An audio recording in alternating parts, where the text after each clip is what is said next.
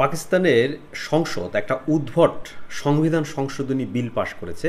আর এখন সে দেশের সেনাপ্রধান মানে সবচেয়ে বেশি ক্ষমতা পাচ্ছেন এবং সেই ক্ষমতাটা হচ্ছে একেবারে গণতান্ত্রিক যে রীতিনীতি তার তোয়াক্কা না করে, মানে এমন ক্ষমতা যেটা আসলেই একজন নাগরিক পেতে পারেন কিনা এই আধুনিক বিশ্বে, এটা নিয়ে প্রশ্ন তোলা যায়।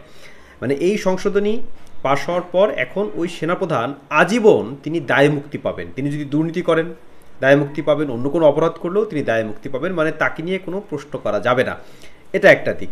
এবং আজীবন তিনি পদমর্যাদা পাবেন। ইতিমধ্যে তিনি ফিল্ড মার্শাল হয়েছেন, এখন আবার তিনি নতুন একটা পদ আসীন হলেন এই সংশোধনের মাধ্যমে, সেটা হচ্ছে তিনি চিফ অফ ডিফেন্স স্টাফ, অর্থাৎ এখন থেকে তিনি একজন মন্ত্রীর যে দায়িত্ব, মোর দ্যান মিনিস্টার, মানে একজন মন্ত্রী থেকেও বেশি বলা যেতে পারে তিনি পাওয়ার ভোগ করবেন। এবং ক্ষেত্রে বিষয়ে বলা যায় প্রধানমন্ত্রী থেকেও তিনি বেশি পাওয়ার ভোগ করবেন।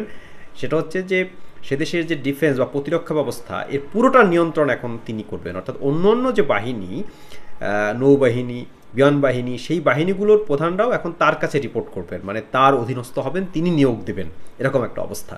এবং এ নিয়ে তার কার্যক্রম নিয়ে কোনো আদালতে কোনো প্রশ্ন করা যাবে না, আজীবন তিনি দায়মুক্তি পাবেন। সেই সঙ্গে দেশটির যে রাষ্ট্রপতি তিনিও আজীবন একটা দায়মুক্তি পাবেন, এরকম সংশোধনী পাশ করেছে। বিপুল করতালির মাধ্যমে, বিপুল মানে সমর্থনের মাধ্যমে সংসদে এটা পাশ হয়েছে। এবং পাশ হওয়ার পর এর সঙ্গে আরেকটি জিনিস হয়েছে যে সুপ্রিম কোর্টের যে ক্ষমতা, বিচার বিভাগের ক্ষমতা, এটাকে কমিয়ে দেওয়া হয়েছে টেকনিক্যালি। পাকিস্তানের সুপ্রিম কোর্ট কিন্তু নানাভাবেই এই সেনাবাহিনীর যে ইন্টারফেয়ারেন্স কিংবা অগণতান্ত্রিক যে রীতি চর্চা যেগুলো ছিল এগুলোর বিরুদ্ধে অবস্থান নিত এবং অনেক ক্ষেত্রেই তারা ন্যায় বিচার করতো, আন্তর্জাতিক গণমাধ্যমে তারা শিরোনাম হতো, সেরকম একটা গর্বের জায়গায় তারা গিয়েছিল। কিন্তু এখন সেই সুপ্রিম কোর্ট বা বিচার ব্যবস্থাকে একবার ভেঙে দেওয়া হয়েছে। এখন যেটা হয়েছে, নতুন একটা আদালত গঠন করা হয়েছে, সাংবিধানিক আদালত।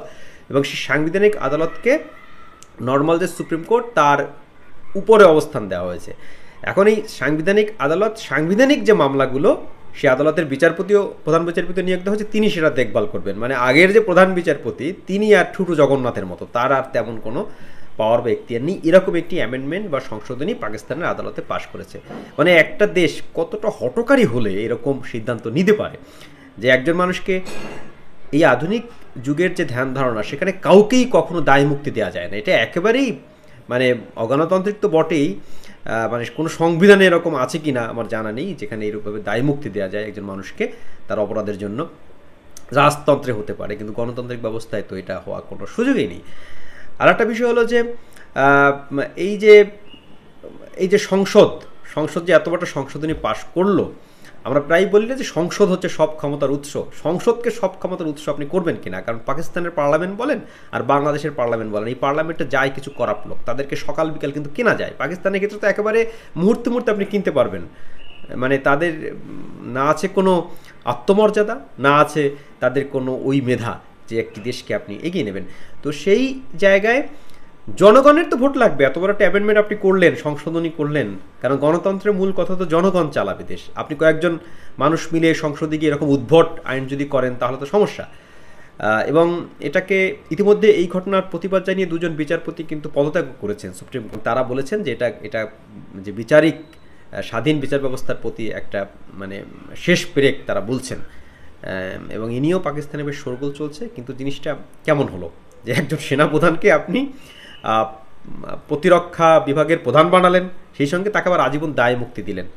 মানে এটাকে অনেকটা পেশির জোর বলে না, অস্ত্রের জোর বলে না, সেরকমটা হয়েছে। ভারতের সঙ্গে টেক্কা দিতে গিয়ে তারা একেবারে পুরো সব কিছুকে সামরিকীকরণ করে ফেলছে এবং একজন সেনাপ্রধানকে তারা সব কিছুর উপরে নিয়ে দিচ্ছে এবং রাজনীতিবিদরা এটা করছেন। এটা হচ্ছে সবচেয়ে আইরনি বা সবচেয়ে ট্র্যাজিক পার্ট বলতে হবে, যে রাজনীতিবিদরাই সেনাপ্রধানকে ক্ষমতা দিয়ে দিচ্ছেন, ক্ষমতায়ন করছেন।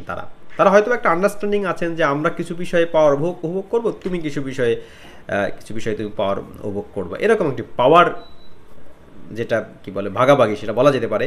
কিন্তু একটা প্রশ্ন এখানে রেখে আজকের ভিডিওটি শেষ করব, যে এই সেনাপ্রধানকে যে আপনি এত পাওয়ার দিলেন, এখন তো তিনি আরও পাওয়ার চাইবেন, আরও পাওয়ার নিয়ে নেবেন, কারণ তিনি চাইলে পুরোটাই নিতে পারেন এবং যে কোনো সময় আপনাদেরকে টোকা দিয়ে ফেলে দেবেন এই রাজনীতিবিদদের।